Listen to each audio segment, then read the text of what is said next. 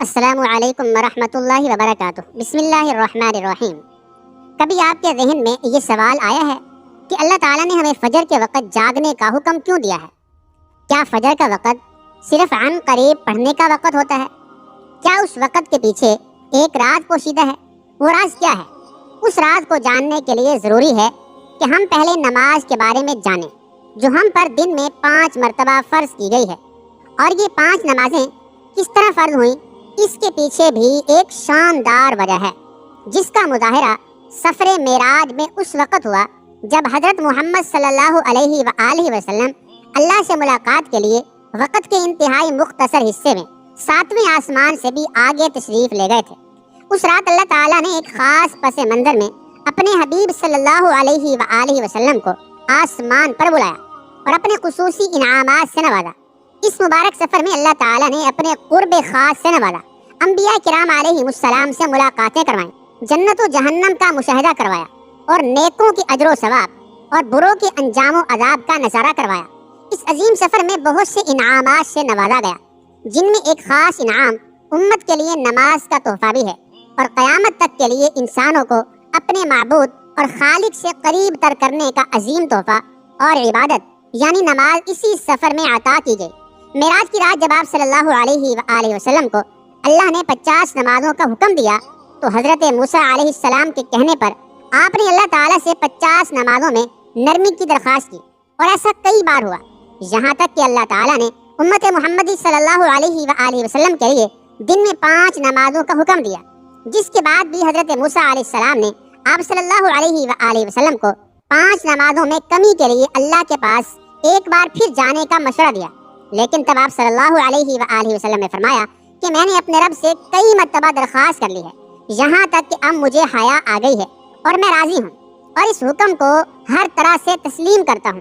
ہر نماز پڑھنا ضروری ہے، اور یقیناً آپ کے لیے بھی نمازوں میں سب سے زیادہ مشکل نماز فجر کی نماز ہوگی، جس میں نیند کا غلبہ اس قدر ہوتا ہے کہ انسان بمشکل اٹھ پاتا ہے، لیکن دن کے اس خاص حصے میں جو رات پوشیدہ ہے، اسے جب آپ جانو گے تو یقین کریں کہ آپ فجر کی نماز کبھی نہیں چھوڑنا چاہیں گے۔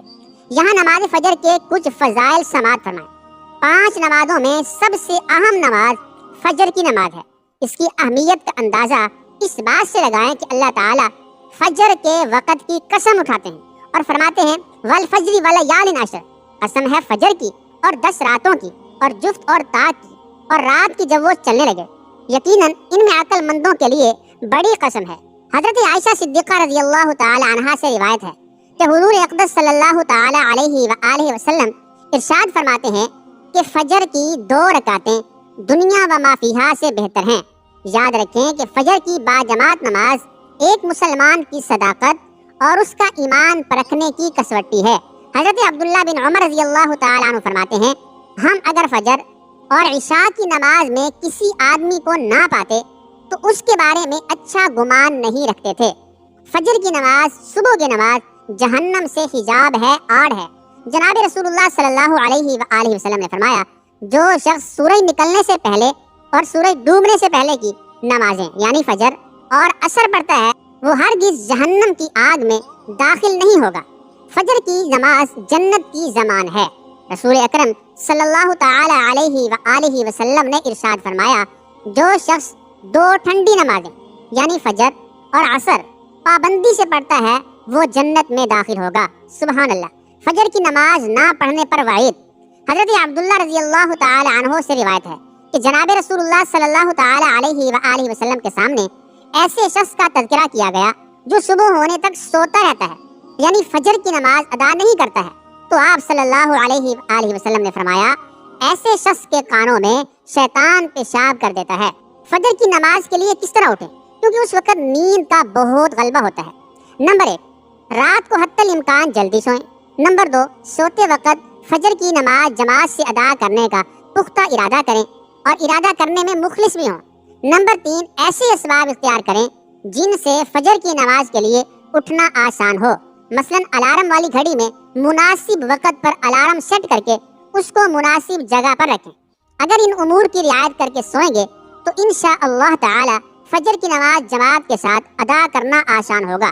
پھر بھی اگر کسی دن اتفاق سے بیدار ہونے میں، جاگ جانے میں تاخیر ہو جائے تو جس وقت بھی آنکھ کھلے سب سے پہلے نماز ادا کر لیں، انشاءاللہ تعالیٰ تاخیر کا کوئی گناہ نہیں ہوگا۔ لیکن اس کو معمول بنانا، گناہ پر مداومت کرنا ہے، جو کسی بھی طرح جائز نہیں ہے۔ دنیا میں کئی ایسے لوگ ہیں جنہیں بے خوابی کی شکایت ہوتی ہے، جس میں وہ ساری رات سو نہیں پاتے اور پورا دن کام کاج کر کے جب رات کو بھی سو نہیں سکتے تب کئی طرح کی ذہنی اور جسمانی بیماریاں جنم لیتی ہیں، اور اس بیماری کا شکار آج ہر دوسرا تیسرا شخص ہو رہا ہے، جس کی بڑی وجہ اللہ تعالیٰ کے احکامات کو پیچھے چھوڑ کر دنیا کی رنگینیوں کے پیچھے بھاگنا ہے۔ ساری رات جاگنے کے بعد فجر کے قریب کچھ دیر نیند آ جاتی ہے، لیکن وہ نیند جسم کو پرسکون نہیں رکھتی، جس کی وجہ سے اکثر لوگ جاگتے جاگتے اور ہر قسم کی دوائیوں کے استعمال کے باوجود جب سو نہیں پاتے تو اللہ تعالیٰ سے یہ سوال ضرور کرتے ہوں گے کہ اے اللہ تعالیٰ مجھے نیند کیوں نہیں آتی؟ آخر کیا وجہ ہے؟ بہت کم لوگ ہوتے ہیں جو اس کیفیت میں اپنے اندر پیدا ہونے والی اس آواز کو سن پاتے ہیں جس میں ان سے کہا جاتا ہے کہ بستر سے نکلو، نماز پڑھو، اللہ کا ذکر کرو، اور یقین کریں جو لوگ اس آواز کو سن پاتے ہیں اور اس پر عمل کرتے ہیں انہیں تاحیات زندگی بھر کبھی بھی بے خوابی کی شکایت نہیں ہوتی۔ اس حوالے سے ایک صوفی نظم ہے جسے ایک امریکی مسلم نے ترجمہ کیا ہے، جس کا ٹائٹل ہے دوبارہ مت سو جانا۔ صبح کی ٹھنڈی ہوائیں ایک راز لاتی ہیں تمہارے لیے، دوبارہ مت سو جانا۔ خود سے پوچھو تم کیا چاہتے ہو؟ دوبارہ مت سو جانا۔ لوگ دروازے کی چوکھٹ سے آ جا رہے ہیں، جہاں دو دنیایں ملتی ہیں وہ دروازہ گول اور کھلا ہے، دوبارہ مت سو جانا۔ اس نظم میں بیان کردہ دروازہ ہماری دنیا اور اس دوسری دنیا کا ہے جہاں سے فرشتے ہر صبح اور شام کو اترتے ہیں، جن کا ذکر اس حدیث پاک میں ملتا ہے، جس میں آپ صلی اللہ تعالی علیہ وآلہ وسلم نے فرمایا ہے کہ رات اور دن میں فرشتوں کی ڈیوٹیاں بدلتی رہتی ہیں، اور فجر اور عصر کی نمازوں میں ڈیوٹی پر آنے والے اور رخصت پانے والوں کا اجتماع ہوتا ہے۔ پھر تمہارے پاس رہنے والے فرشتے جب اوپر چڑھتے ہیں تو اللہ تعالیٰ پوچھتا ہے، حالانکہ وہ ان سے بہت زیادہ اپنے بندوں کے بارے میں، بندوں کے متعلق جانتا ہے کہ میرے بندوں کو تم نے کس حال میں چھوڑا، تو وہ جواب دیتے ہیں کہ ہم نے جب ان کو چھوڑا تو وہ فجر کی نماز پڑھ رہے تھے، اور جب ان کے پاس گئے تب بھی وہ عصر کی نماز پڑھ رہے تھے۔ یاد رکھیں کہ فجر اور عصر کی نمازوں کے اوقات میں سونے سے منع کرنے کے پیچھے بھی ایک بڑی وجہ ہے، اور وہ یہ ہے کہ سائنس کہتی ہے کہ صبح سورج طلوع ہوتے وقت اور شام کو غروب ہونے سے پہلے سونا نہیں چاہیے، کیونکہ صبح کے وقت زمین پر آکسیجن وافر مقدار میں فراہم ہوتی ہے، جس وقت ماحول تر و تازہ ہوتا ہے، اور یہ آکسیجن آپ کو دن بھر فٹ رکھنے کے لیے انتہائی ضروری ہوتی ہے۔ تو جو اس وقت سو جاتا ہے تو وہ اس تازہ آکسیجن سے محروم رہ جاتا ہے، اور عصر کے وقت زمین پر آکسیجن کی کمی ہو جاتی ہے، تو اگر کوئی سو جاتا ہے تو اس کو آکسیجن کی فراہمی کم ہوتی ہے، جس کی وجہ سے جب وہ جاگتا ہے تو اس کے سر میں درد اور طبیعت بوجھل ہو جاتی ہے۔ اور یہی بڑی وجہ ہے کہ دین اسلام میں ان دونوں اوقات میں سونے سے منع فرمایا گیا ہے۔ نماز فجر کے بارے میں ایسے بے شمار فضائل اور بھی ہیں جن کو ہم نہیں جان سکتے۔ اگر انسان ان کو جان لیں تو کبھی بھی کوتاہی نہ کریں، کبھی بھی سستی نہ کریں۔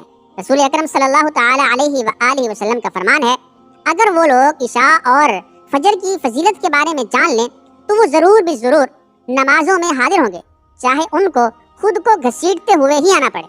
اب آپ خود اندازہ کیجئے کہ ایک طرف ان دونوں نمازوں کی یعنی فجر کی اور عصر کی کتنی فضیلت و اہمیت ہے، اور دوسری طرف ان کی ادائیگی میں کتنی سستی اور لاپرواہی برتی جاتی ہے۔